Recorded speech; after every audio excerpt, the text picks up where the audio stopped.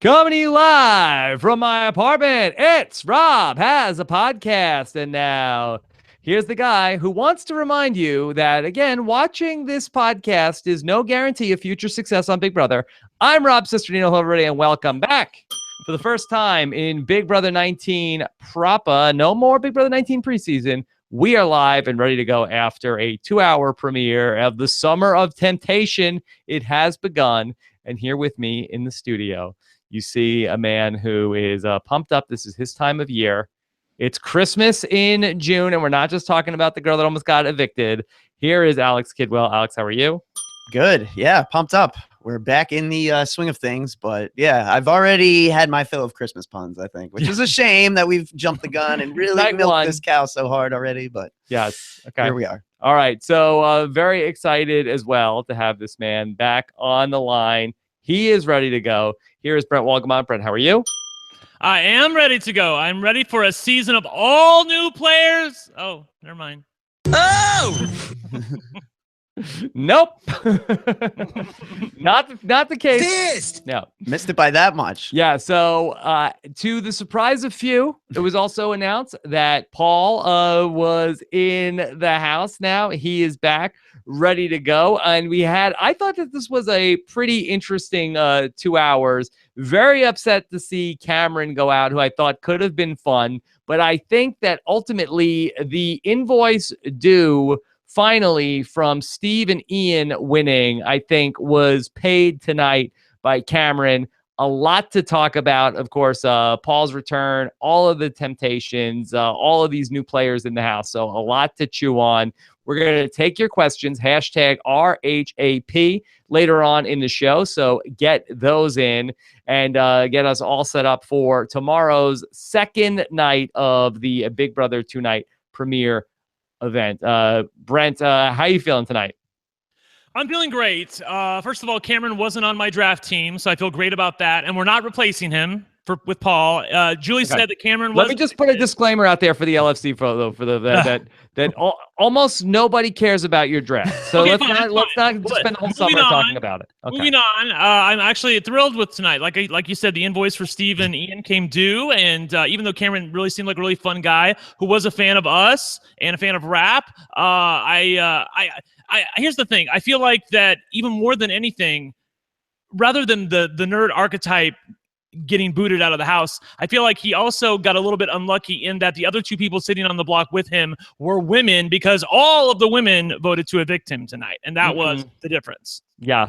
Also, Ramsey's was part of that crew that Kevin, voted. But all 6 women voted to evict him. Yeah, so somehow a nerd thing formed without him. That's a shame. Not great. Not good. Not great. Well, so, you know what? Watching him on the show, he doesn't. It's sort of weird because he looks like a nerd, but you start talking to him, he doesn't sound like a nerd. He sounds like a bro-y kind of guy who's just here to have some fun, talk some sports, and that's how I perceived him when he was talking on the show. Anyway. All right. Well, let me just set everything up here at the start of the show. We're going to be live after just about every episode of the season on the East Coast time, if you're joining us here for the first time.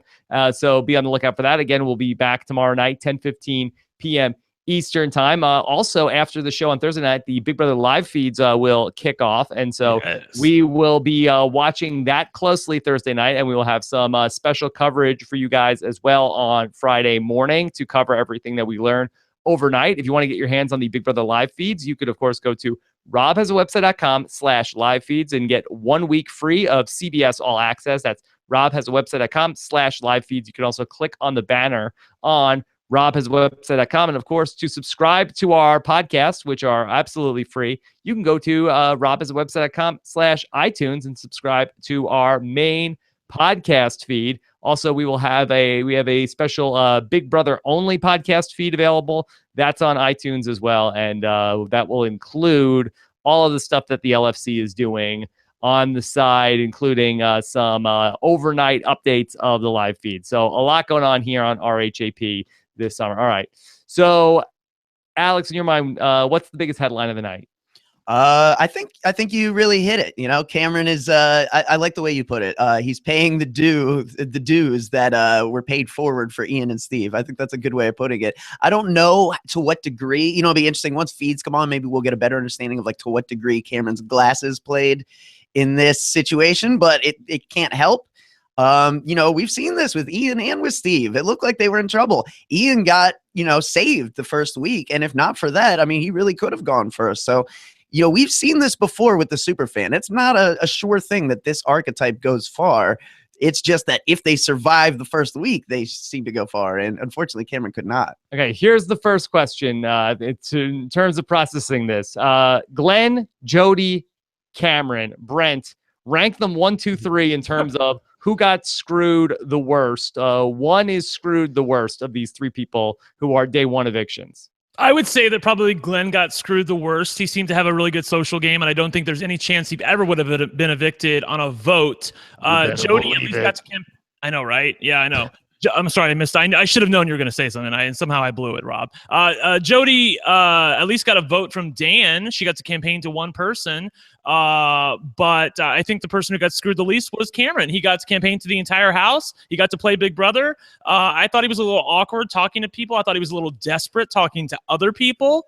And it was just, I don't know. I just felt like that they weren't connecting with him. And it was really weird that this sort of Misfits alliance formed and he was not a part of that. And even some of the other people that were sort of maybe it misfit-ish, like Christmas and Raven and some other people sort of glommed onto that group. And yet, again, he wasn't part of that. I would have thought they wanted to save him, but maybe somebody like Ramses was leading the charge saying, you know, we've got to get this guy out. He knows what he's doing. I don't know. I can't explain it other than he did seem a little awkward to me. To me, I think that Jody is still number one, that she ended up just getting picked last in the draft, and that was ultimately it for her. She really didn't have a chance to campaign. I think between Glenn and Cameron, it's close because both of them had 3 shots to end up staying in the game, where that Glenn was part of that group of 4. They had to stay on the rocket. Had his group been able to do that, he would have been safe. And then there was, a second competition, right? Yeah.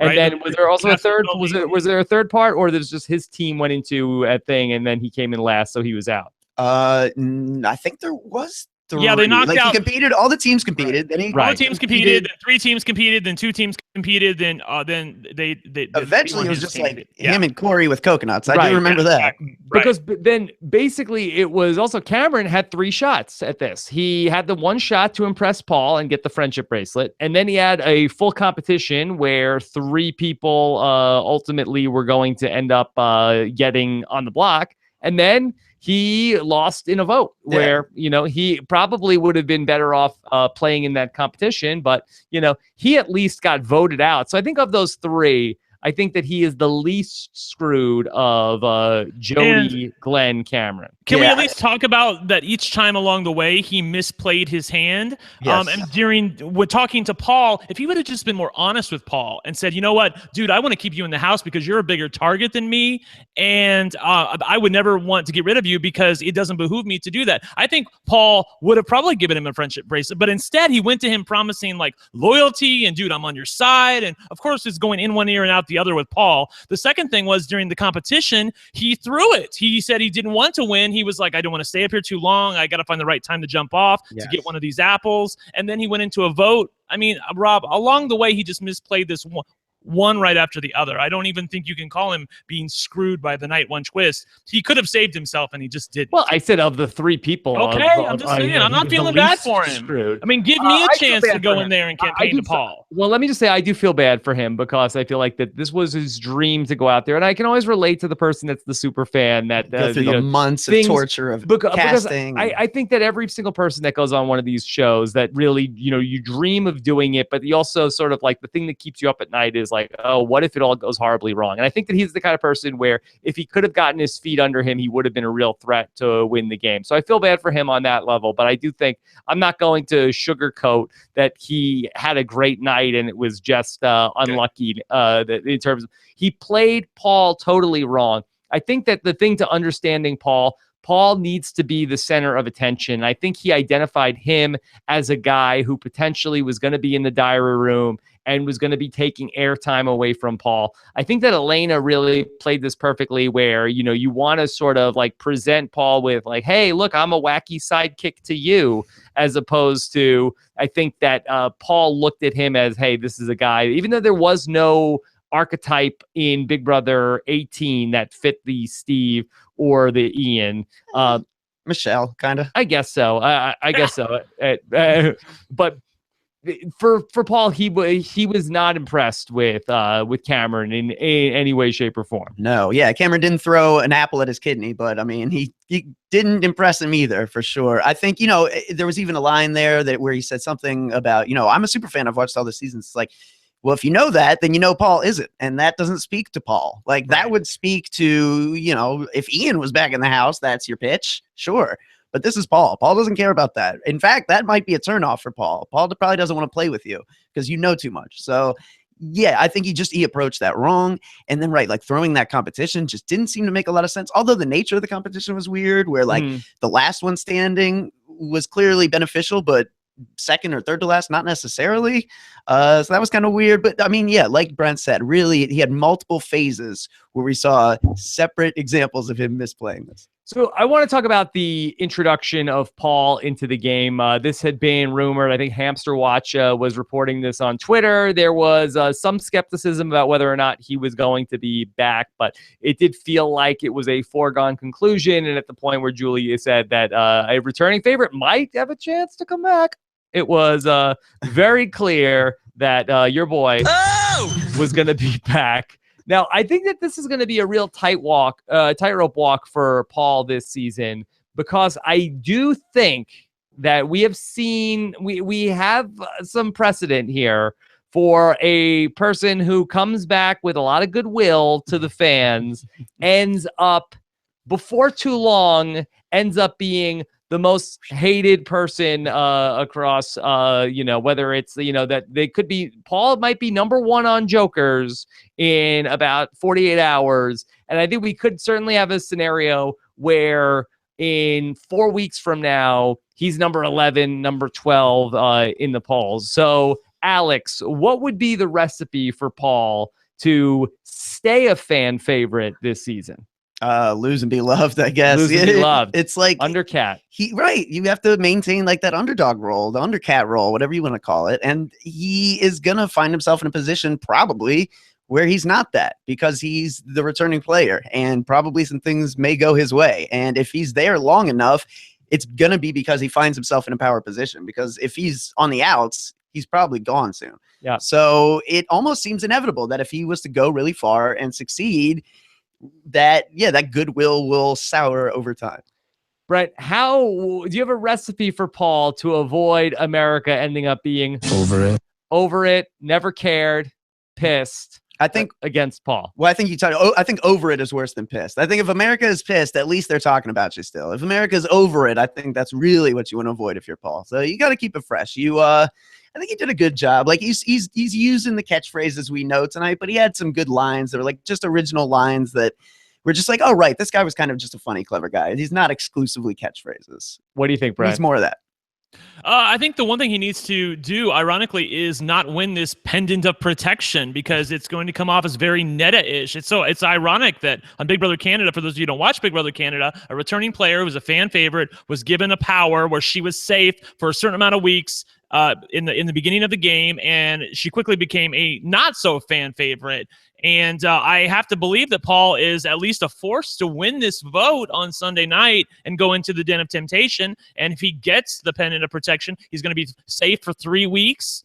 Are you kidding me at that point? I mean, I feel like at that point that it's probably going to be history repeating itself. And by the time that we get close to jury, that we're going to be pretty sick of him. Well, here's what's tricky for Paul is that America is going to vote for who ultimately gets the care package. And again, when we watched Big Brother OTT, it was only the internet fans. And I felt like that we sort of had a good sense of like people were coordinating about, okay, don't give the care package to this person this week because they're going to need that care package on that week. We don't have a list of what all of the care packages are. We should assume that they're going to get better as they go along. And really, what chance, and just like in Big Brother Canada, where, you had returning favorites going up against newbies in a fan vote, I mean, there's almost no chance that Paul isn't the recipient of this first fan vote, Brent. Not unless somebody else gets it. If the internet solidifies behind somebody else, like Josh. Stop it. What? How? What? I mean, what? This is on think TV, there's a Brent. chance. This is an OTT where it's just people that are like on Twitter and social media that are how watching. do you vote? That there are 7 million people that are going to watch this show. And so is it futile at this point? We should just like hand it to Paul, because I was trying to campaign for Josh. Let's hold on. Whoa. Brent is right though. They have to find their way to the website. That is an element. They have to find their way to the website, but we're not advocating anybody. We're not going down this. Sorry. We're not going to we're not going down that rabbit hole again. Okay. I wasn't aware of that. Sorry, we didn't talk before the show. I didn't know I couldn't campaign for Josh because he's going to be great feeds. I'm just saying. I mean, Brent, if you want, you can campaign for Josh, but Josh isn't. It's going to be you and Josh's family voting for Josh on his first.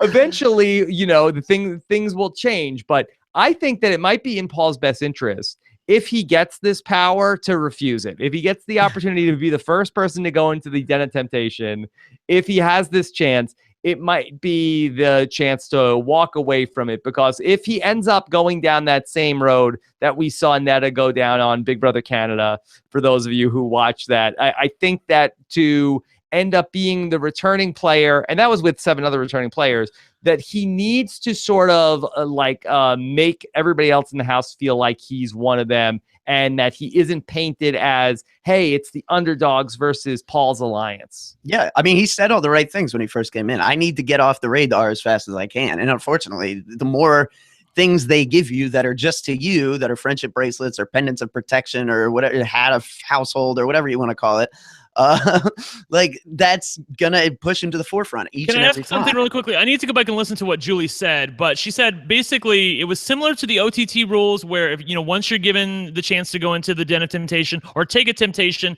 that's it for you. But if he refuses it, is he back in the mix again? Like maybe there's a chance Paul would refuse if he said, you know what, I don't want to take it now, because if I take it now, then I'm ineligible for the rest of the summer. I don't know. If there's a guy who would turn this down, I think it would be Paul, because he's crazy enough to do it. Yeah. And it's not just like BBOTT. It was the same thing with the care packages during Big Brother 18, which I don't believe he ever received one, correct? Did he get one towards the end? I don't think I want to say no. Did. No. Yeah. Okay. So maybe working like a charm, this care package. Right. So again, that the TV audience is unpredictable, but you have to think that of the one known commodity in the house is going to be the person most likely to get it after 1 week. Same thing with Alyssa, who was the one person who had some notoriety being connected with Rachel and having the MVP. Like, what chance did anybody else have where at least that they were already known by a Big Brother fan base competing against all newbies? So I want to talk about the rose ceremony, basically, which was given out.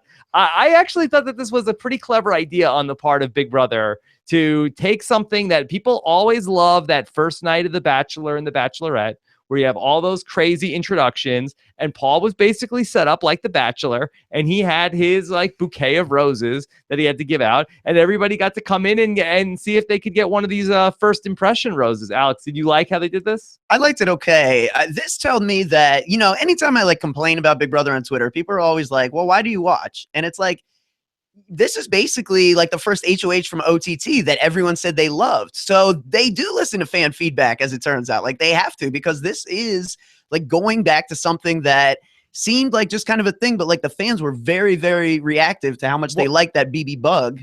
Well, how is this like that? Because I feel like that, if I remember, I feel like that was sort of like you passed it on to another person, and then they passed it on to another person. It was, but you had the element of like Jason had just arrived, and so you have one veteran in a house of new people, and people were trying to figure out like, are we gonna screw the veteran with this? So it was a little bit reversed.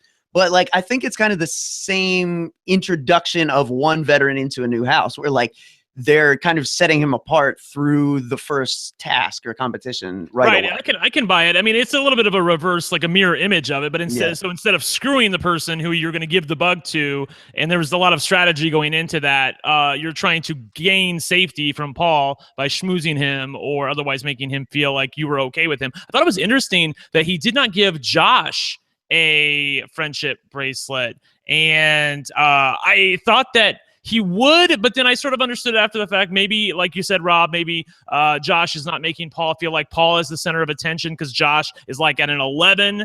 I thought it was funny, the line that Paul said about, if you're at an 11 and I'm at a 10, one of us is going to go to jail. I thought that was funny.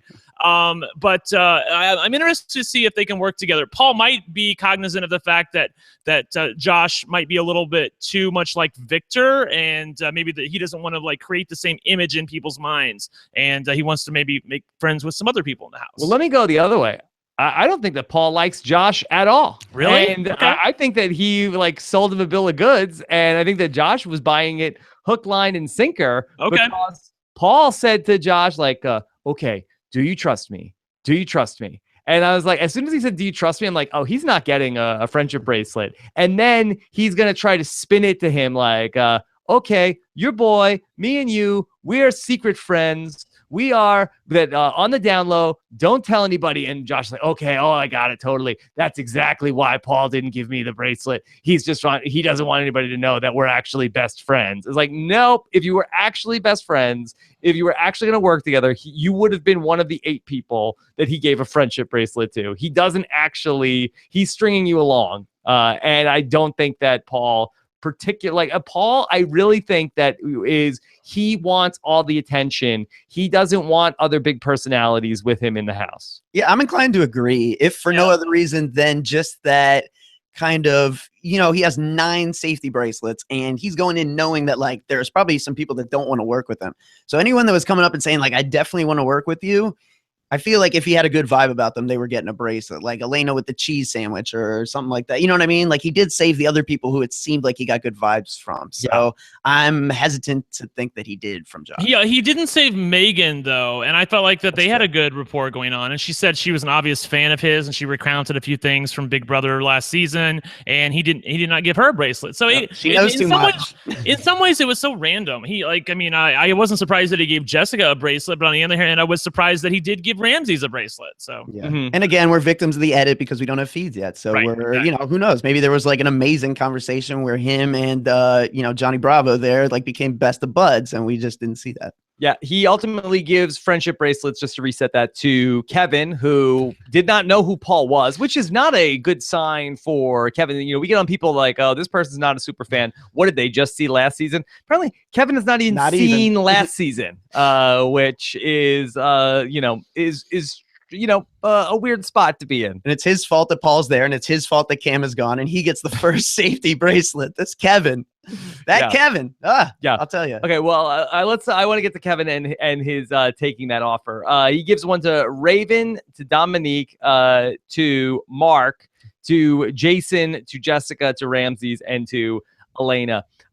We saw tonight Kevin took that offer for $25K. Obviously, no sort of sense of the history of the Lori Valenti of it all, where I believe that she took $5,000 on the first night and then became the second person kicked out, I think, in Big Brother 5. But for Kevin, I actually thought this was not a bad move for him, because what the hell does he know? That $25,000 is like better than third place money on the show. And, he's probably not going to win. So not only that, I don't have an issue with it. But he wasn't the only person to press the button. I mean, Cody, Ramses, Mark, Alex, Raven, Jason, and Kevin all pressed the button. It was just that Kevin was the one who pressed it first. And so if he hadn't pressed it, somebody else would have gotten the money.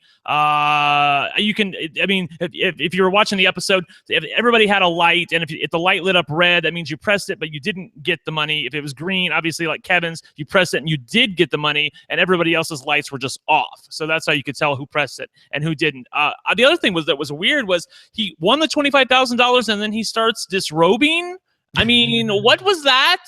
Sweaty from the comp, I guess. Yeah. There's a hot day out here in Cali. But he's like loosening his tie, he's unbuttoning his shirt, and he's like, you see him like being let off. Oh my God. Yeah. I'm used to the nor'easters up in Boston. Yeah, I don't deal with this LA weather. He protested a bit too much. I would have been on to him.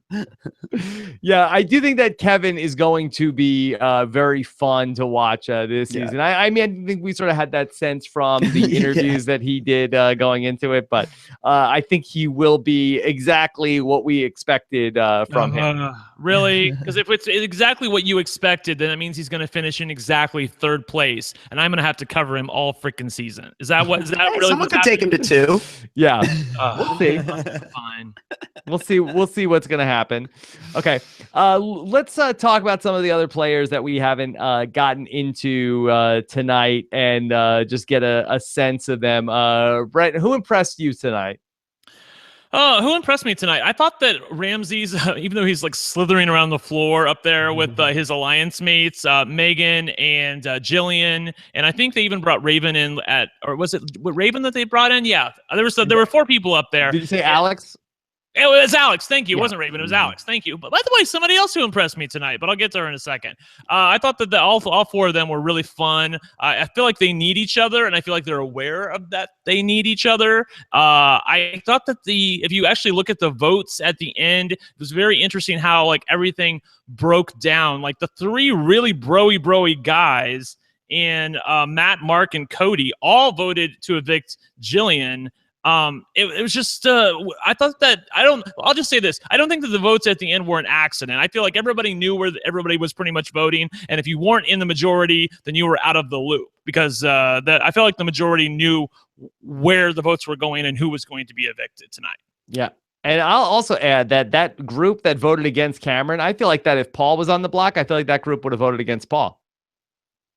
Oh yeah, 100%. Well, that's the super fan cluster. It seems like. I mean, with the exception of a few, like that really seems to be the people. I mean, that was their bonding thread. You know, they said like, hey, we seem to be the ones that know the game, so they got together. You know, we had the moment from I guess Megan in the DR where she says like, oh, if I have a chance, I'm getting rid of Paul right away, and she wasn't the only one to voice this. I mean, even Cody is not in that group, but he wants Paul out right away too. So yeah, I mean, Paul certainly got some problematic people that he's going to have to navigate. Right. And this group, yeah, I mean, it does seem like the only alliance that's tangible from what we got tonight was this kind of cluster that maybe there's some add-ons where that can become some kind of a majority. Okay. I thought it was interesting before we started the show tonight, Alex, you said that the temptations tonight were not really choices at all, because somebody was going to press the button for $25,000, which means Paul is definitely going to come in. Paul is going to be safe because he's handing out the friendship bracelets. He gets a bracelet himself. And just so happens that in 3 days, the Den of Temptation has an America's vote. What do you know it? And it's dependent on protection. He's going to be safe for 3 more weeks. So, I mean, like, again, this is the second time in 2 podcasts that I've used this analogy. It's like putting lipstick on a pig. We know what's going on. You're trying to keep Paul safe, but I just don't feel like we need all the pomp and circumstance to get there. If you want to put Paul safe in the house for 4 flipping weeks, that's okay. Just don't make me think that there was ever a choice or a temptation involved in this, because there wasn't. It was just a sham. It's the illusion of choice. I agree. The illusion of choice, certainly. And that I think that the choice is not so much on the part of America. We know how the voters are going to go. I think the choice of the temptation is really going to be on Paul, whether or not he's going to accept this, because I do think that, as we've said, there's a case to be made that Paul should potentially refuse this choice. I think he should. I know that it goes against everything we've thought, but after seeing it play out on Big Brother Canada, I feel like the house will become quickly resentful. They'll treat him like an other. Well, he's somebody else. He's higher than us because we cannot nominate him. And the minute his check comes due, I feel like he'll be on the block. The biggest competition for Paul in this season is going to be Paul, and is going to be Paul fighting the temptation to have a big head at times. And I do think that that is his Achilles heel. I think that he's going to have a really hard time maintaining just a level head throughout this. Alex, do you feel like that he was able to do a good job with that in Big Brother 18?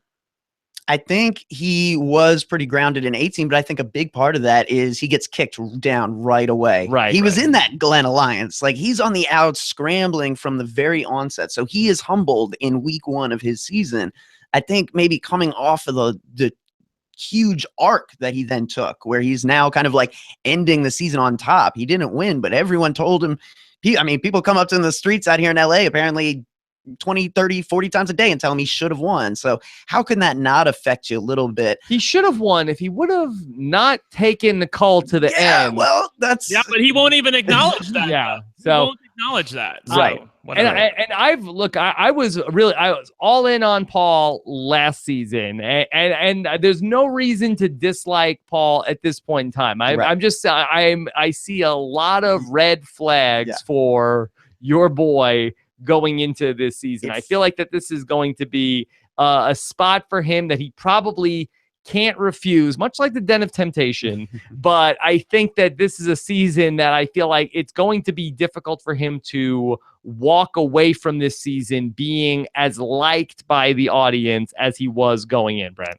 Yeah, that's the lot of the person who comes back. I mean, I can't remember many people, with the exception of Rachel Riley, who came back, but she was disliked on her first season, so she had nowhere to go but up. Anybody that's come back that's been loved their first time around, for the most part, you just don't like them as much the second time around. It's like you've seen it all, and you don't want to see it again, especially if they get power. Yeah, and also it's the thing where that you come back you come on the first time to be liked, come back the second time to win. I think he's going to have a real uphill battle to win in this season, being the only person who is back as a returning player. Yeah, it's the story of Harvey Dent all over again. We always mention it, but you either die the hero or you live long enough to become the villain. That really is the story of Big Brother. Yeah. And Paul also had a very much up and down ride all through Big Brother 18, where he was down in the beginning and then he rose back up. And then he ultimately, after Paulie Calafiore ended up going out of the house, then it looked good for a while. And then things are like Nicole flipped things back around, and then it was bad. And then he's managed to survive Victor going out, and then it looked good again. And then ultimately it looked like he was going to win, and then he wasn't going to win. So real roller coaster. Real roller coaster. Yeah, I mean, he had to comp out there at the end, but he's on rock bottom, and it was Paulie taking it was the PP friendship there that actually pulled him out of that spot. PP always pulls through. Yeah. And so it was like he's empowered because of Paulie, and then at that point you started to see him like berating Frank a little bit. Like now he had some juice in the house, you know what I mean? So he didn't necessarily make good social plays when he felt like he was in control. I think he's someone that plays a lot better from behind. Like that's true with poker. Some people play really good with like a big amount of chips, and I'm not that at all. I end up like just losing money because I play too much. Whereas some people, like if you only have this amount of chips in front of you and pretty much your options are limited to like shoving them all in or just getting out of the mix and letting other people play. Like in a lot of ways, some people are better like that. And I feel like maybe Paul's one of those people. We'll see. I think he's also prone to have the, meltdown. And people are talking about this in the chat room about when he got into it with Big Meech. I think that he is prone to the blow up if things are not going his way, if he's in a power position or if he's being sort of frozen out, if he's in a situation where he's going to be backdoored. That I do think that he can have a short fuse, which is not a fantastic trait either. And, I was going to say that he's not a studier when it comes to the comps, but let's not get too granular. He did win that final HOH going back to Big Brother 18. Let's talk about some of these other players. I thought that Christmas made a brilliant decision tonight. I really did, and I thought it worked out so well for her. She was in this group with Cameron and with Jillian, and she was ultimately the swing vote, where they had this thing of, do you want to comp or do you want to vote? And predictably, Jillian went with a vote. Predictably, Cameron said, I want to do a competition. And I think we were all thinking, okay, well, Christmas is going to want to do a competition.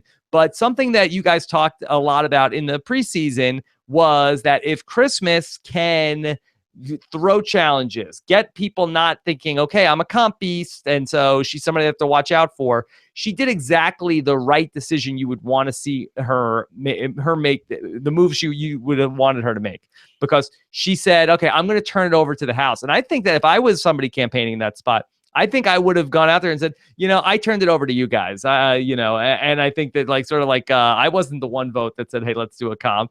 I trust you guys. And I think that she ultimately got to stay in the house. She got to, she got the least number of votes against her. and she didn't have to show off that she was a threat in the challenges, Brent. Yeah, she probably played it as good as she could. I worry that we're being a little bit results-oriented in that she stayed in the house, and thus, it looks like a brilliant move in hindsight, but had she been evicted and they feared her, I don't know that we'd be talking so great about her. The one thing that is interesting is that the one person who voted not for the house to vote is the person who was evicted. I wonder in that downtime, I have to believe the house guest said, well, what did you vote? What did you vote? And it quickly became apparent that Cameron had voted for a competition and the other people had voted for a vote. So I wonder if that also played a part in his demise. Yeah, I don't know if you needed the strip dance scene to tell that Cameron was in a desperate state of affairs, but it certainly didn't hurt. It certainly sent that message to me. And yeah, I mean, I think Cameron really had an idea that if this goes to a vote, it's not going to be great for me. Jillian didn't look like a very, obviously Christmas is going to be strong in these competitions, but Cameron probably thought he could beat Jill, so he was going to roll the dice with that, and I think that's the right move for him. I was surprised that Christmas didn't go that way because I think that's a lot better for Cameron if he gets the opportunity to play there. To be fair, it's not the first time that desperation has forced someone into stripping. That is often one of the reasons that people ultimately get into that. But there was there really was a lot shown for Cameron.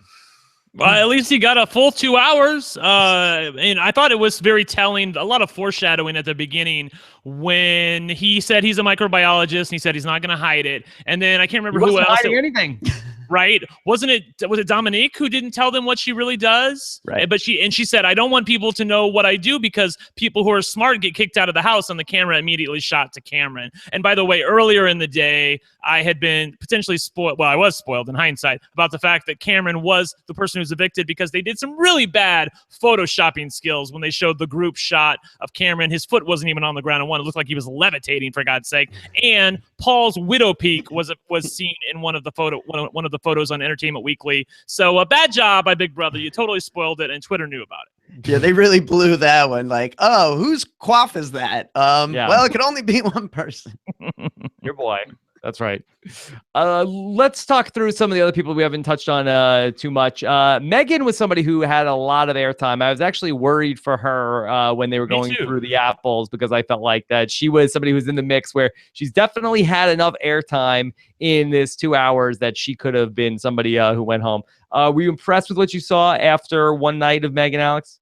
Yeah. I was kind of high on Megan. I took a chance on her in the draft, and I think I like everything I'm seeing. I think she's someone that, she can go in there and say, I'm a dog walker, and people are like, oh, and they just, they want to discount you, but she's got a background that could be well suited to. I mean, we've seen James worked as a prison guard, so we don't necessarily want to, make that a 1-to-1. Is that what you were going to say, Brent? No, I was going to be like, so I get admonished for bringing up the draft, but your boy sitting there with you doesn't get admonished for it? I'm just going to look. I'm going to shame you guys. I was expecting him to do it. Yeah, I was waiting on it. No, I really was impressed by Megan as well. She's actually the person who, at least that we know of, I'm sure maybe Cameron did too, but that had watched our pre Big Brother 19 podcast and had liked quite a few other videos related to Big Brother on YouTube. So she obviously did her homework, and I think that she is going to be a force to be reckoned with. She seemed to have enough sense to at least somewhat fade into the background, but keep allies around her and people that are like her in the house. I feel like there is a nice little power base there for her. And depending on how this first HOH shakes out, I think that she'll be fine. Yeah, I think that this oddball alliance is going to be an interesting one to watch because in some ways, like, I'm sort of reminded of what was the alliance last season that we saw? Well, the Femme Fatales, where it was sort of like, okay, here we're going to get this group of women together and we're going to be on the down low. But then you had people like, Zakiya breaking off from that and Nicole breaking off from that. Mm-hmm. But this group, you feel like that if they can steer clear of the showmances, that they have a chance to be able to do some damage moving forward together. The one thing I would say that I don't like is that Ramsey's is a little like Devin Bro-ish in terms of inviting people to be in the alliance. like he came right out the first 5 minutes he was in the house, like, hey, I'm a super fan. Are you guys super fans too? I feel like you're super fans. And okay, that was fine. But then he's bringing, by the end, then okay, I really like Raven. Let's bring her up here. That was when I think that was it Jillian that came in at that point. Yeah, Jillian came. Yeah. So there's a lot of people piling into this alliance very quickly. Yeah, and it seemed like that conversation about like we're super fans, so let's work together. Like it was 3 people in the room, but only 2 people talked. Like Alex just sat there for the whole thing, and I'm just like, oh, this girl's totally gonna like spoil this later when she like feels like she has another ship she can bounce to. I don't know, really. I feel like this is falling apart sometime in the next few weeks. I don't know. I'm gonna give it more credit than you guys because I feel like that Alex is somebody who would seem to relate well to those 2 on the couch. I know she didn't say a whole lot, but I was really taken with her later on in the episode when she was telling King Cody he can eat you know what. And I mean, did I love it from with her gameplay when she was terrible? I love the gameplay. It's great. Just what I would do. She was better than we anticipated. I thought she did a really good job. Yeah. I think we were thinking terrible. A train wreck, and she was actually pretty good. Let's talk about Cody that we brought him up. And Cody, at least I think has been amusing to watch in terms of how that he's like has no social game really whatsoever. And he also is like not really trying, but he's talking about a lot of his like mind games that he's playing with people that are not really working. But it has been fun for me to watch, at least so far. Brent, are you still on board with Cody? Yeah, I'm on board with him. I'm not loving what I'm seeing. I'm like, you're gonna have to open up a little bit, dude. I mean, like, you can't just be cool all the time. I thought that the analogy that Paul used about a bad dinner date was so apropos. Watching the 2 of them talking, like, so how old are you? 26. That's cool. That's cool. Yeah. I mean, like, it's there was nothing there. Like, at least try to schmooze with him a little bit, telling him a little bit of something. He obviously knew who he was. I mean, you could have said something. Maybe it was just the editors having fun with that, but I have to believe that was probably pretty awkward for Paul. And it didn't look like he was really getting to know any of the other house guests. He did have the hots for Jessica early on, and Jessica does have the hots for him. So I'm hoping that they can get together and run this house. That would be actually fun. This is my dream, actually, because I would love for like the super fans and like the oddballs to get in power, because usually we don't like the people that get in power initially. It's usually like the Broy alliance that gets into power. So I would like it to be flipped, where it's like all the super fans and the oddballs who are in power, and then they get too much of a big head, and then like people like Matt and Cody and Jessica rise up and take power and run the game. That'd be fun. You want like a Bizarro season? Yeah, it'd be fun. I've seen that other one before. I want to see something different. Okay. All right. Cody's on my team too, so yeah, we could see how that goes. That lie, though, man. If Cody is 27, then Derek is for sure a Parks and Rec coordinator. Like, this is a ridiculously terrible lie, dude. Why? How old is Cody? He's in his 30s. Yeah, but like, he just does not look feasibly mid-20s to me. Like, I just can't. Right, and the other thing is that I worry that his life experiences will expose the fact that he's lying. Like, he's like, I did this and I did this. I was in the Air Force. I was in the Marines. You can't do everything that you're talking about and still be the age you're saying you are. So, you mentioned like voting for Clinton or something, and it's gonna be all right. Well, which one? Okay, we have to check in with Alex. Alex, what was your night 1 report card for your boy Matt? I thought he did good. I thought he was saying almost all the right things. He shouldn't have said that one line to Paul about like, I'd love to play with you, I'd love to play against you. Like, dude, no, I get what you're trying to do there, but no. You don't need to. You need to leave that sentence out is what you need to do. But that was the thing. You worried about him that he didn't know the game. You liked his social game. Too open, too honest. Yeah, but the fact that he didn't know the game, that was you thought that would be his Achilles heel, and it might have had he gotten one of those poison apples. If he ended up on the block instead of Cameron, honey, I have to believe he probably would have been gone. But I like the way he played that competition, too. He stayed on long enough to get the pertinent clues, and then he selected an apple correctly. He didn't forget the clues. That's the other thing Cameron did. He forgot the clues. So, come on, you're a super fan, and you forget the clues? Oh, my God. Yeah. And it's probably just, you're a super fan. You're in there. It's the first night. You're thinking like, oh, God, could it be me? Like, that's just the most mortifying fear you've had in the back of your head all this time you've been going through casting. And I'm sure that just kind of like overwhelms the senses at a point. I do think that not being a super fan is an advantage in the early going, because it's like you aren't as nervous as the person whose dream it is to be at that point. I think that he had more butterflies than somebody who's like, oh, this is just a thing I'm doing, as opposed to the thing that I've been waiting to do. This is my shot at this. Now, this was a shot at it. Do we feel like the battle back is going to be in play, Brent? I don't know. I'm sort of torn on this. If I had to guess, I would say yes. And here's the reason why. Because Cameron did not get an interview with Julie. That would be my biggest clue, that he did not get an interview with Julie, even though she did say that he was evicted. I think there's a chance that he could find a way to get back into the game. Maybe they'll say it tomorrow night. Maybe they'll leave us hanging for a few weeks and we won't know. But I do hope. But what's the precedent here? Did Glenn get an interview with Julie? I don't think so. And did Jody get an interview with? I'm pretty sure that Glenn, one of his gripes was that he did not even get to meet Julie. They didn't even give me a water bottle. Yeah. Okay, well, nevertheless, if you're asking me to guess, they've had buybacks every season, so I have to think that they're probably going to have one this season as well. Yeah. Yeah, I mean, I think the Den of Temptation creates a possible, revolving door system that we could see even if we don't do like a battle back competition thing where they throw a random Friday episode up.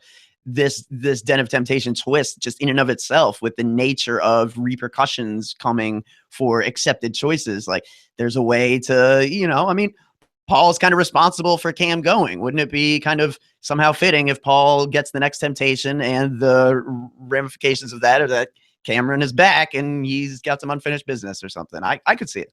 I will say the thing that makes me lean towards it is I think that on the schedule, there are some Friday night episodes planned along the way. And so unless Ziggy Marley is going to be back with the band this summer, I feel like that there's certainly a possibility that we could end up seeing a battle back. I don't know why an interview with Julie Chen. I see people are saying in the chat room that there was an interview with Julie Chen and Cameron. I don't know why a interview with Julie Chen would be disqualifying for a battle back situation. Yeah, I think, I would have just expected some kind of information, like maybe something about like Cameron is gone, but he's not necessarily out. You know what I mean? Like, I don't think they did that. The first they delayed it. Yeah, that sounds right. I just, again, it just speaks to kind of this, the game is getting kind of messy, kind of busy a little bit. And it's like we're asking people to vote on things that they don't know what they're voting on. They don't know what the rules are. Like, I think this is where we're really getting into a very guys, it's messy. the first night. It's the first night. We're never going to make it through the summer if we're already nitpicking on stuff. This is the first night. This is the first night of the season. I was also going to say that at least if they're, maybe it's just me, but at least if they're going to do something like the Den of Temptation, I'm glad it's early in the season because it's going to go away. I mean, the fact that she said that, there was no asterisk rule about, unless everybody's gotten a temptation, then we can go back and start going through again. She said if you were voted into the Den of Temptation, then you obviously are not eligible again. Eventually they're going to run out of house guests if they keep doing it. So I think it'll go away probably at the jury phase. But I think that's kind of the idea too, right? It's purposely vague. I mean, there's a lot of things you could do with Den of Temptation. I mean, it's the takeover, right? Like we could cut this at any point if it's not working. Like we left ourselves a lot of wiggle room here. Mm-hmm. Right. Brent, is there anybody that's still alive from the Temptations? Could they come and perform the backyard concert this year? I don't know. I would have to Google that and see if it could. It's so funny because I was like, maybe Siri could tell me, but Siri might also start playing like Whitney Duncan, like what happened in your rap episodes. Yeah, that could happen too. I thought that was great. Be on the lookout for that. All right, let's talk about a couple more people that we haven't touched on, and then we'll get to your questions. Hashtag RHAP. So Jessica, we really barely touched on. I know that there was a lot of Jessica hype going into this. You guys were pretty high on her. Alex, anything that made you go one way or the other on Jessica? I'm more bullish on Jessica because I had hoped that she was planning on going in there and being flirty and using her looks to her advantage because that's a weapon that she clearly has. But now we know for sure that's something she's going to have no problem doing. She's been watching for a long time. I think the element of like having grown up watching this with her dad and like, feeling like she's doing this for her dad, it's going to keep her driven and keep her focused and keep her head in the game in a way that I think is beneficial. Like we already heard, who was it? Cody. Yeah, Cody, he goes in, I got my eyes on the prize. And then he sees Jessica and already he's like, well, I could be in trouble. So Jessica's not going to have that problem, I don't think. She's got, her head's going to be in the right place for most of this game. And I'm here. I have to tell you guys, I am here for Jessica. I'm not normally here for these types, but she is so stunning and so hungry, and she's obviously a fan of the show. It was the Fatal Five last year, Rob, not the Femme Fatales. It's okay. It was a comic book reference. I couldn't even think of it first. It didn't last long anyway. Sorry. Yeah, it didn't last long, exactly. But I love the idea of it, though. I don't know if she could do something like that, but if not, maybe she can hook up with the showmans like Cody or Matt and run the show. I obviously, Matt and all the females were not immune to Matt's charms of the silver hair. I thought that was very cute as well. And he seems to know it. Okay. Let's talk about Elena. We touched on her cheese sandwich. It was effective with Paul. I liked her going in. Brent, what'd you think of Elena? I liked her. I thought she was very fun and very down to earth, and she wasn't threatening at all, but she seemed like she at least knew enough about the game to know what to do. I don't know that she necessarily knew how to approach Paul the right way, or if she just fell face first into it, but whatever she did, he seemed to have a good rapport with her, and I think that she could also go far in this game. She's somebody who isn't, she's not going to be threatening like a Christmas from her physical standpoint, but she also, I don't think, knows enough about the game to be threatening from a mental standpoint. Unless the nerds tend to go after somebody like her, I think she'll be okay. We have not seen Paul showmance correctly, so right. That's so true. do we know his type? I mean, I feel like that's somebody who's a little more offbeat. That blue avatar snake, that's his type. Yeah, that's true. Yes, exactly. It's short of an avatar woman. I will say, and maybe this was maybe this was the nature of the house and the fact that he was really put through it last season. But coming into the house this season, Paul's looking sharp. He's really put together, nice and clean cut, just like me with my new hair. He looked good. So he could find himself a lady friend. Yeah, Elena's interesting. I think I really like that play. Like, yeah, and, they always say the way to a man's heart is through his stomach, and she proved that point tonight. I loved seeing that. That was good. But and she did it in a way that wasn't like sycophantic too. Like I forget what season it was where someone's like, "I brought you a sandwich in the HOH room," and it was just like, "Oh, this is pathetic." It didn't come off that way. It was well done. It wasn't too sycophantic. I think. To me, I think the thing that is going to get her in trouble, she's at least self-aware enough to realize it, but like as a radio personality who just like hates for a living, she's probably going to say some things and be like, "Oh, shouldn't have said." Like I'm reminded of when Levita in Big Brother Canada 4 wins head of household and Cass is like, "Oh, this bitch," and then like realizes, "Oh, I shouldn't have said that," and goes on the block for it. It's like sometimes you just can't stop your mouth in time. And I feel like that's maybe going to be what gets Elena. I also could see her not getting along with some of the girls for some reason. Yeah, I could definitely see that. And I also agree with what you said. That was even acknowledged in her interview where they were talking with her. And I think it was her mom, where her mom was like, just say less, don't say as much. And she's like, well, I'm going to say what needs to be said. I'm like, that's not the answer I want to hear from you. Yeah. Dominique had, I thought, a good night. I think that there was some concern after she said in one of her bios that she was going to tell the truth and she wasn't going to care what people thought. But I thought that she did a really good job of keeping her cards close to the vest all night and was saying all the right things. Yeah, saying all the right things, doing all the right things. I felt good about her and the fact that she got a friendship bracelet, obviously connected enough with Paul to be safe.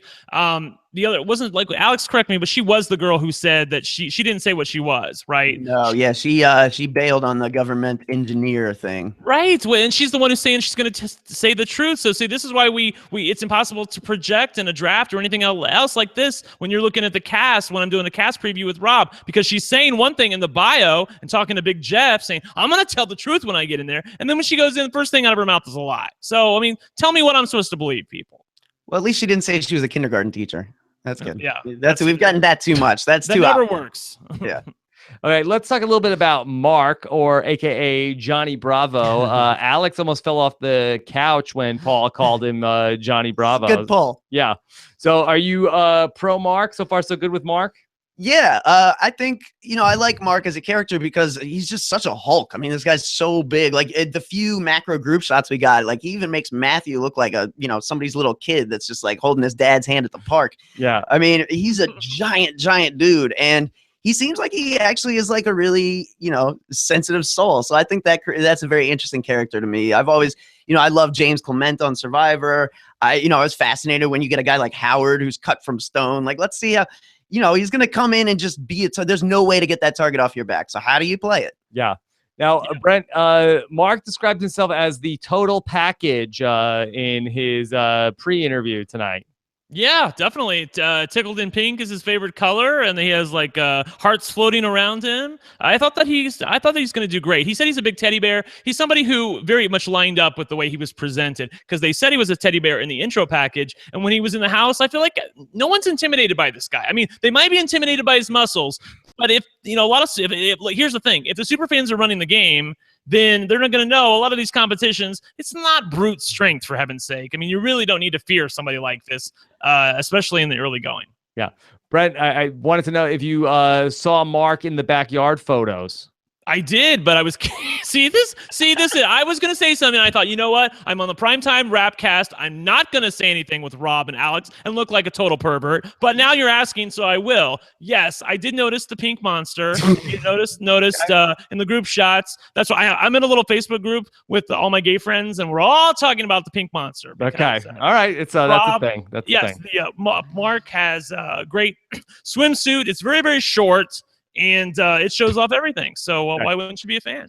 All right, there you go. All right, another reason to check out the live feeds, I guess. Yes. Raven, I thought was very impressed with tonight. I thought she was great.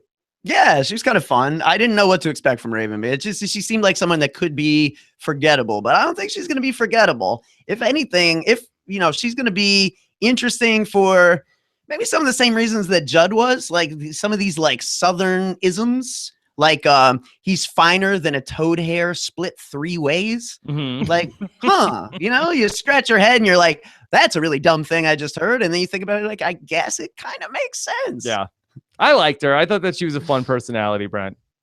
Yeah, I thought she was too. She was, ironically, this is how things work. I'm not talking about the draft, but just speaking of it, when we're projecting house guests, she's somebody who fell all the way down. And then at the end of it, I was like, that's probably a little bit too low for her. Like the fact that she fell down to 16 or 15. I mean, come on.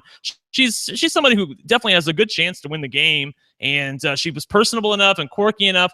I thought it was interesting. I think it was Matt who said to her that, I love your movements, the way you move. And she's a dancer, and even the way she moves around the room, I feel like you can kind of see that. And she gave us our first great GIF of the season, and it is pronounced GIF, when she was conga lining in the diary room saying, you're evicted, you're out, you're evicted. I thought that was great.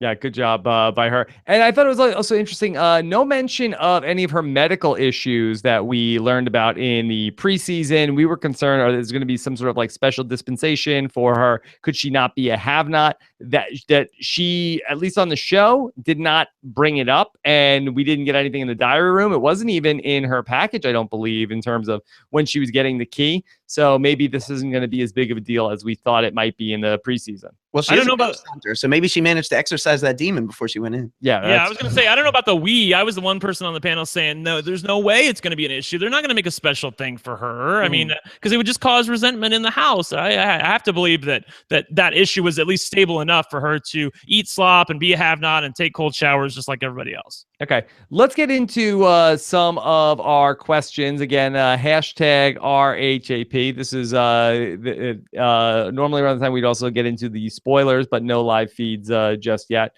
So here is first up, Mr. Robot Taran. There's no way Paul gets far. Should he have declined the invitation to play? I don't think that this is the kind of thing that you can walk away from. Big Brother calls. They want you to be the one returning player. You basically come back and be the star of our show. I mean, I'm sure Paul has a lot going on, but what does he have that's going on that's better than this? I mean, right. Last summer, he already had his business up and going before he played the first time, and he was able to get friends to take it over. So why can't he do it again? Where else are you the lotto's never going to offer you a 1 in 17 shot at this kind of money. Yeah. I mean, these are great odds. Like, no matter who you are, you should take it. And then on top of that, Paul last season watched the return E factor. I mean, he feels probably that Nicole, a big part of why she won was that she's coming back and she knows things. So I feel like he's thinking like, this is a good shot for me. Brent, let me ask you this. Do you feel like that Paul coming back here in Big Brother 19, does that throw cold water on a potential all-star for Big Brother 20? I don't know. But I mean, I agree with Melissa, who's previously said that we don't know if they're ever going to do an All-Stars. I mean, they just don't. Every time we ask for it, they seem to not want to give us that. So I don't know. I think that, I mean, and there's also, if he doesn't last very long in this game, I think there's every chance they could bring him back one more time in Big Brother 20. So I don't think that it necessarily excuses him from any All-Stars season unless he does something amazing like wins or gets to the final 2 again. I'm agree with you guys that there's no way he can turn this down. And we're assuming that they told him that he was going to be the only person, the star of the show. He might have thought, well, hey, if I'm coming back like last season when they brought back 4 other people, I could have a real shot to win this game. So there's no way you can turn this down. And he's probably making a better stipend than other people as well. So you have to take, if they call, you have to listen. Okay. This is from Nathan, who wanted to ask, could we see someone decline a temptation this summer? What kind of temptation could you see someone turning down? Well, let's try to see if we can figure out. So there would be 3 weeks of safety offered. What is it called? The pendulum of power? What is it? The pendant of protection. Pendant of protection. I mean, I think that this is probably a good rule for the people behind the scenes at Survivor and Big Brother. If there is, power of veto, okay, that's stuck. But I think that anything that with the word "of" in the middle, I think probably let's just get away from that. That's probably don't do it. Yeah, like the Mad Lib of like the noun of what would you say? That's adjective verb? or adjective. Yeah, I guess. Medallion of power, pendant of protection. Just get away from pants of plenty. Sure. Right. That being said, what do we think is going to be the downside of this when it's offered to Paul, Alex? It could be kind of any variety of things. I feel like it's not necessarily going to be something tailored to Paul because anyone could win it, right? So it's not going to be like something that's, like made with Paul specifically in mind, but right. But is it going to be everybody's a have-nots, cold showers? That's what I think. Yeah. I think he's probably, the Sunday show, they're probably going to want to release the have-not twist the room onto the house. I'm sure it opens on Sunday night. I have to bet one of the most likely outcomes is for the consequence of Paul picking the pendant of protection would probably be that the have-nots are released onto the house. He has to pick 4 of them maybe. And, so he gets to pick 4 people or 5 people or whatever to be have-nots, but yet he's safe for 3 weeks. That would probably be a good comeuppance for him to get that much protection. I think what it's going to be is that Paul gets offered the pendant of protection, and if he accepts it, they let the ants back in the house early. They just bring the ants right in the first week. They have full control over that the whole summer. Yeah, I think that's assuming they could control the ants, Rob. Yeah. Okay. Kelly Slay Ann wants to say, how much would you have approached Paul for the friendship bracelet? What's the right approach, Brent? I feel like you either need to be personable or logical. I feel like Cameron failed because he wasn't logical with Paul. If he wasn't going to be personable enough with him, he should have just said, look, I'm keeping you, and here's why, and give him concrete reasons why it's beneficial for Cameron to keep Paul in the house. Other than that, you're going to have to approach him on a personal level and basically guilt him into keeping you. I feel like that's what Raven did and Elena did to a certain extent, where they were like, please, like I really want to stay. Like I feel like that he probably responds well. Look, he had 8 bracelets to give. I feel like there was a lot of different ways to go with this. Mm-hmm. Yeah, I feel like the key was just not exuding a desperate energy. I feel like that's something I kind of picked up on for the people that maybe he didn't give a bracelet to. I mean, Megan is saying, I'm a big fan of yours, but she's almost like trying to forcefully convince, I swear I'm your fan. Like, right. It's a little much. I just think what you need to do is kind of what Matt did, except for that one sentence. It's what Mark did, just going, what's up, bro? I mean, really casual. Just keep it very, very, like, don't talk game almost if you can help. Don't just talk say, like, game. Look, I got your back, man. Like, I want to work with you. you're funny as hell. Right. You seem cool. I'm a real chill person. I think this could work, man. So just I agree with the take care second of part each of what you said, not the first part, because Cameron was like, he was like that. I want to work with you, and Paul didn't buy it. No, But right. The second part with Paul. With Right. Paul, it's all about Paul. You're so funny. Yeah, I want that's to it. have fun with you this summer. I want to I want to hang out with Pablo. I want to I want to I want to build a fort with you this summer. I want to play. Like, I don't mean in the game sense. I think as soon as you start talking about game with Paul, I think he's going to detach and think that you're being shady. But it's just like Elena was like, hey, I made you this sandwich. Yeah. Let's hang. Like, are we cheese, friends? bro. Is this friendship? I think that was the right way to appeal to, because Paul does. I don't think he cares about being seen as a great player. I think that he's somebody who detaches himself from that. Even when he lost, he's whatever, never cared. It didn't bother me. Whatever. I'm just here for friendship. And sort of he just wants to be that big personality that's almost like above the game, that he's entertainment, not more, that he cares more about being I really believe Paul, would you rather lose the game and be entertaining or win the game and be boring? He would rather lose the game and be entertaining. Yeah, no, I think that's accurate. I mean, I think there's a lot of examples you can point to. And yeah, I mean, on Twitter, right after the season, when you would think maybe he's regretting the decision or stuff, I mean, he was always, quote tweeting people just like, it's funny you care more about this than I do, fam. You know what I mean? Like that kind of thing. So yeah, I mean, it seems very clear that Paul didn't lose any sleep over losing the game too much. At least that's the image he wants to present.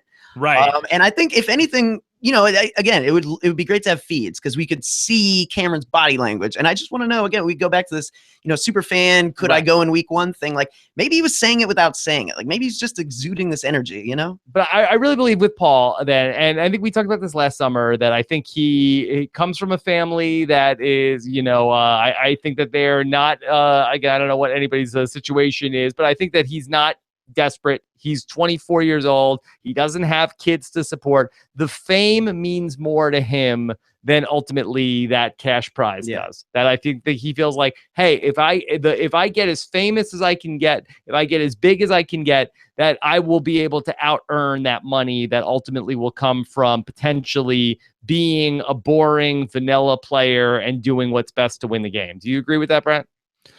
I don't know. I mean, $500,000 is a lot of money. On the other hand, it is a bit of a crapshoot. The fact that you're a 1/16 shot at it. I don't know. I do feel like there's an element of Paul that really wanted to win. Here's the thing. I watched him all last season. He wanted to win. It was only when he didn't win that he said he didn't care.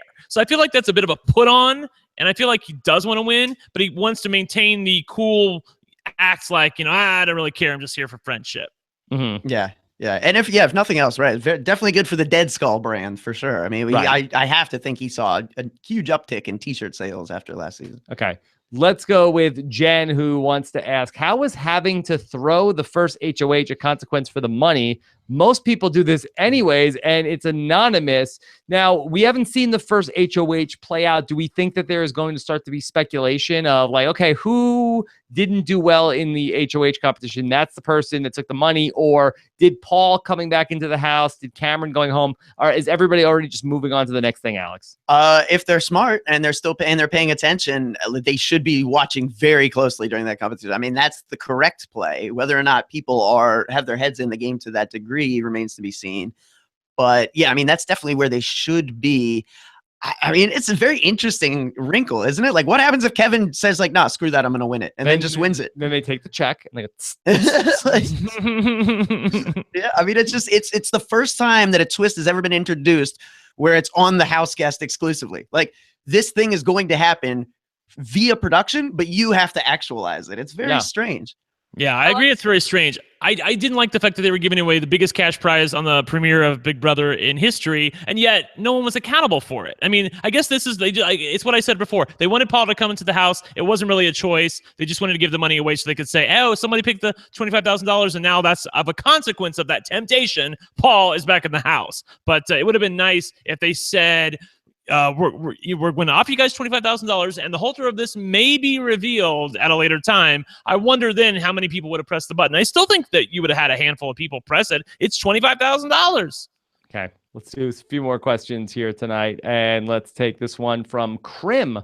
Have any of your views changed on any of the house guests after watching the first episode?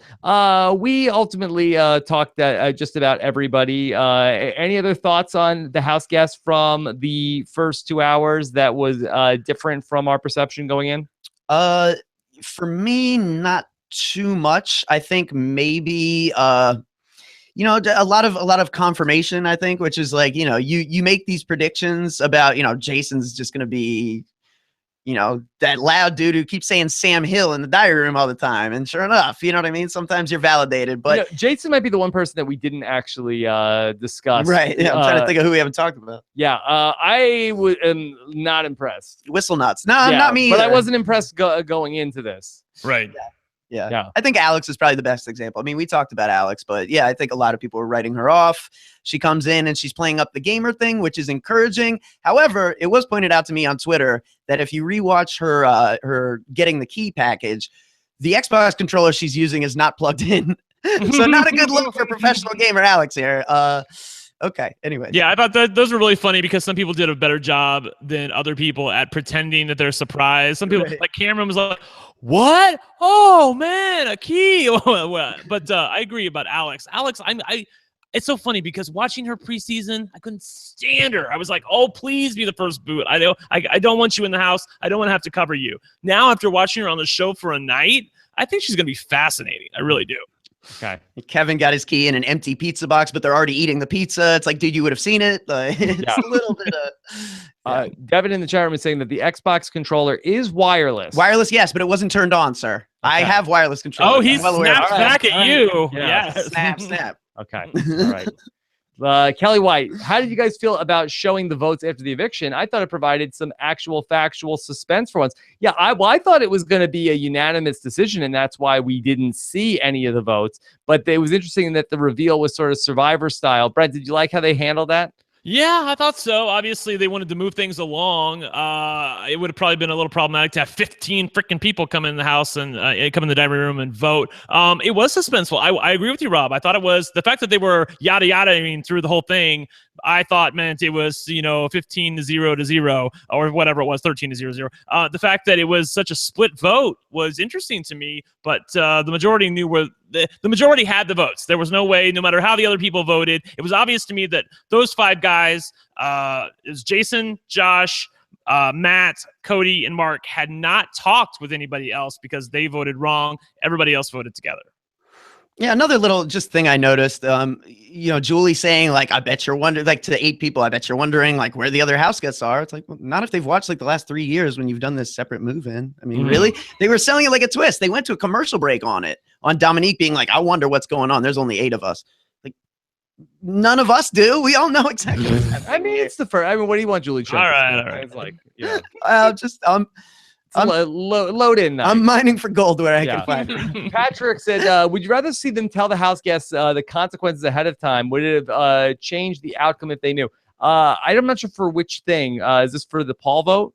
Like, hey, if you take that $25,000, Paul's going to come in. Kevin would have been like, who's Paul? Yeah. Exactly. It wouldn't change anything for him. I couldn't believe when I heard that this was going to happen tonight, when Julie said, $25,000 and somebody's going to come back in and somebody's going to get evicted. I was hoping that Cameron had taken the $25,000 and then was evicted because of it or something like that. I would have been okay with that. The fact that he didn't even press his button, I feel like, Ian said on Twitter, you have to press the button. Obviously, whatever twist is released into the house is going to affect everybody equally. So I thought that was a really good point. Yeah, you always want to be Dr. Will, who pressed the button and then lied about it later. You don't want to be Hardy, who didn't press the button who did press the button and then later was like, stupid people who pressed the button just because he's bitter he didn't get it. Mm-hmm. Right. Okay. Frank DiNardo says, do you think that Christmas knew beforehand she had the votes to stay, hence why she chose a vote over a competition? Brent, you said that this was results oriented, that I like that, but I got the feeling that she did know she was going to be safe. I agree with you on that part as well, but I'm alluding to the fact that, maybe if people were lying to her and she got evicted, that maybe we wouldn't look so favorably on it. But that would be results oriented. I think that Taryn had it. Taryn said it best on Twitter, which was there was obviously some downtime in between the competition and when they ultimately had to decide. And she had a good sense that she was going to stay, because why wouldn't somebody like that pick a competition against those two chumps? You're telling me that she doesn't want a competition? She had to know that she was going to stay. Okay. What's the time frame on this day where they said, okay, Cameron was in the house for 12 hours. What do they come in, like 10 a.m. and it's like, 10 o'clock at night by the time they ultimately do this vote? I don't know. I mean, they have a live studio audience for the move-in, right? So you would think it's probably not too early. Do they have a live studio audience? I mean, forgot. There was an audience there. I'm not sure Who if knows, real right. people or Okay. if they were extras. They might have brought in, the people off the street. Yeah, Right. but I mean, I just don't know, like, it feels like that would be really super early in the morning to start. It did seem like it was hot at the time when they Kevin first took the temptation. So I don't know, but then we didn't go back to the backyard. I couldn't tell if it was nighttime or what from the lighting. So Yeah. Right. And I doubt Cameron went out at 5 a.m. or anything. So. like, do they eat lunch? I'm interested. Okay. Logan wants to know, if nobody accepted the 25K, do they have to have Paul as the temptation for the next one? Yeah, they're gonna keep throwing Paul out there. Yeah. Until I Yeah. think that would have happened. Nobody would have taken the temptation. I think Julie Chen would have said, okay, the offer is now $30,000. Yeah. Now does anybody want to take it? Like, they were gonna, keep going until Paul got in that house. The boy was getting in there. Yeah. Your boy was coming in. He was gonna the price was going up. Julie, total friendship. Cost of doing business. Okay. Corey King, what's your opinion on Paul's strategy to mix the safety bracelets between athletic, smart, misfits? I thought that Paul actually did a pretty good job there of splitting things up. Alex, you have any thoughts on that? Yeah, it's fine. You probably don't want to just like give them all to the guys and create an undertone to the season that didn't exist already. Mm-hmm. So by not, picking with it seems like people are hanging in clusters already to a degree. I mean, it always happens within hours. People kind of form little clusters. So, by diversifying, he keeps himself out of any one cluster, which is important. He needs to be seen as a free agent because there's just simply too many people who could target him. Good job by Paul. Your boy doesn't want to bite himself in the butt. Yes, never. He doesn't want to do that. Seems hard. Okay, reality check. Is Alex Kidwell not wearing his glasses so he's not evicted first from the podcast tonight? Did you take a lesson from Cameron? Yeah. The glasses they're going on the shelf for a while. I think it's not a good thing these days. Okay, It's time's passed. I was very critical of Cameron for wearing his glasses into the house. Look, I know the production probably made him wear them out there on the stage, but the minute he walks in the door, he could take them off, and without his step on him and be like, "Oh my God, what happened?" Without his glasses, he looks just like any other jock. So, I mean, I don't understand why he would keep them on, especially in that flannel shirt that he was wearing, the plaid flannel shirt, just like Steve had. It just seemed like good shirt. Good I look. know. I mean, if he literally can't see without them, and I don't even, who knows if he has contacts or if he has like He should have contacts. I mean, some people can't wear contacts or they don't like contacts. I could interview without the glasses. Yeah, he did. He said they took my So- glasses. But maybe he could sit there and talk to you without his glasses, but maybe his vision isn't good enough where he can't walk around the house without his glasses. So all you got to do is sit there and talk to people. That's how the Yeah, game just Rob, posts up, man. fake Find your news. spot Okay. and then make some social inroads. I just don't think it's really our spot to judge whether or not he can see without his glasses or not. Well, then why are we here? Den Dollar wants to know who needs to win this HOH. Should Paul throw it? Okay, what player needs this HOH the most, Brent? I think the people who were in the minority tonight. I mean, one of those 5 jockey guys. It's so amazing how it broke down. Literally, The Josh, guys. Jason, Matt, Mark, and Cody, like the 5 biggest guys in the house, all were in the minority. And I feel like that if anybody in the majority alliance or in the majority vote alliance, we're assuming that's sort of some sort of a amalgamation of some alliance. If they get power, I feel like they're probably going to put 2 bros on the block, and that would not be fun. Okay. I would say like conventional wisdom says Paul should throw it because the best thing for his long-term, prospects is to get under the radar somehow in this game.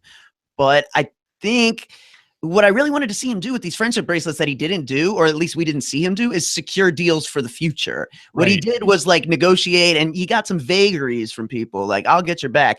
But no, man, I want to know next week, you win HOH, Who you putting up? Or like you I don't think have to it's go to that too- level, but yeah, I think that's too hard to play that big of a game from that point. it could be. But I think Paul, you're already in there and your back's against the wall. I think you'd need to elicit at least from a few people something that you can take to the bank going forward. I don't think his back is against the wall to start. I think that like really like he's like revered as this guy who's on a pedestal right now. I think that he's in a position where he needs to sort of like foster a lot of goodwill. I don't think he needs to start like making deals right off the bat. Yeah, well, I guess it does depend on who wins this competition if it's not him, because if a Josh wins, he's probably in much better shape than say Megan, who seems like she wants to target him, or Cody.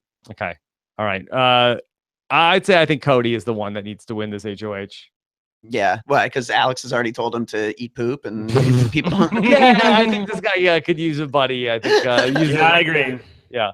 Okay, and then BB Janie wants to say, Den of Temptation reminds me of a weekly Pandora's Box. Can we expect a Mr. Spectacular appearance? Oh, that would be fun, right, Brent? I think most assuredly a Mr. Spectacular appearance. I don't know who else could come in, but I think it's here's the thing. Like I said, I know that none of us are loving the Den of Temptation, but at least it's happening earlier in the game, where I feel like if you're a good player, you can work around. I'm fine for the Den of Temptation. I'm not anti-Den of Temptation. Could be worse. Well, when it was announced, everybody was boohooing it, and we don't need why? twists. Because I said no noun of verb. That's why. I'm fine with Den of Temptation. Okay, cool. All right. What is there anybody? Do we have a new Mr. Spectacular? Can we have a new person come in? Victor, I guess. Victor, what would Victor do? He would like wear his belt, and then he would like, well, I like the way they've used Jesse and they use Rachel in the Pandora's Box. It's really funny and ironic, right? Like Jesse, it's like someone who's going to help you in this game. And then he was like giving you like nutritional supplements. Like that was great. And like Rachel, like someone who loves you, and they showed Ian's family. And then Rachel's like, Ian, I love you. Okay. So those are good. All right, let's do one last question. And this is from Jordan, who asks, what do you think will happen if Kevin tries to throw the HOH somehow wins? What would BB do? I think they would take the money away. Let's do one more question. Or just blow up a spot. Or just say that, blow up a spot and say, hey, you took the $25,000. You can't be HOH. Kevin is not eligible to win this competition. Okay. Second place now wins. Yeah. Okay. And then Cam Perry, our buddy, says, do you think that Alex now has a realistic shot to win the game after an impressive night one of the premiere? I mean, I think that her win equity went from probably that we thought maybe 0 or 1% to, a reasonable like 5 or 6%. Yes, I would wholeheartedly co-sign that, and probably not anything. She went from no chance to, in the mix. Yeah, let's not go crazy here. I'm not going crazy, but at least in the day. I mean, Go ahead. There should be no person that we say has more of a 10% chance to win this game than the entire field. Paul. Yeah, you never know how can. Please, I don't know. I mean, I don't know. There's no way they're going to give the money to Paul. I don't really think that. I mean, I feel like Paul definitely that you might say that of the, like, if we're going to look at the 16 and do power rankings, who is most likely to win, Paul would probably be number one. But you would say that, okay, well, Paul has like an 11% chance to win the game, and then solid alliance with production, right?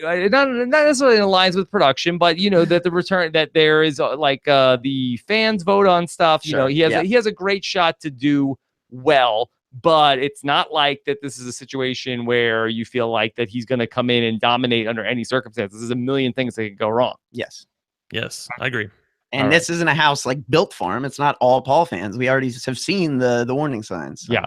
Okay. All right. So that's going to be it for tonight. Anything else, Brent, that you wanted to get off your chest about this 2-hour premiere? No, great show tonight. Kept me entertained. I wasn't bored. I was glad it came down to a vote at the end. I was actually glad that Cameron got outvoted. I mean, I felt like I knew what was going to happen, but I felt like I could feel better about it from a superfan point of view if he at least got a vote out of it, and because you can't bitch about it then, you got to play Big Brother, you got to convince your housemates they didn't want to vote for you, and that's why you're super sent packing. Okay. All right. Well, we wish Cameron the best. We have no idea, where he is, if he's going into battle back, if he's coming out, if he's watching this sometime in the next 24 hours, who knows? But really was hoping for better for him. But unfortunately, I think that a little bit out of his control in terms of just that. We've said it with Steve. We said, oh, no, well, Steve is going to have to pay that invoice that was due by Ian winning, by Cochran winning, and he managed to win. eventually one of these people that fit that nerd archetype was going to be a first boot on one of these seasons. Time to pay the toll. Yeah, pay the bill, pay the bill, Cameron. So unfortunately, that was his lot. In addition to making some mistakes of his own. But okay, sad night for Cameron. All right. So that being said, tomorrow night, I will be back at 10:15 p.m. Eastern Time with Melissa and Taryn to talk about everything from the second night of Big Brother, which will then lead into the Big Brother live feeds getting kicked off.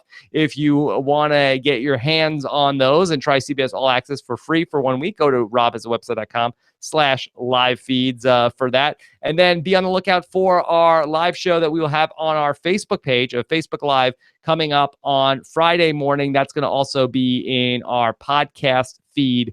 So be sure you're subscribed to the podcast. robhasawebsite.com/iTunes. And if you want to get even more involved with Rob Has a Podcast, and really, why wouldn't you?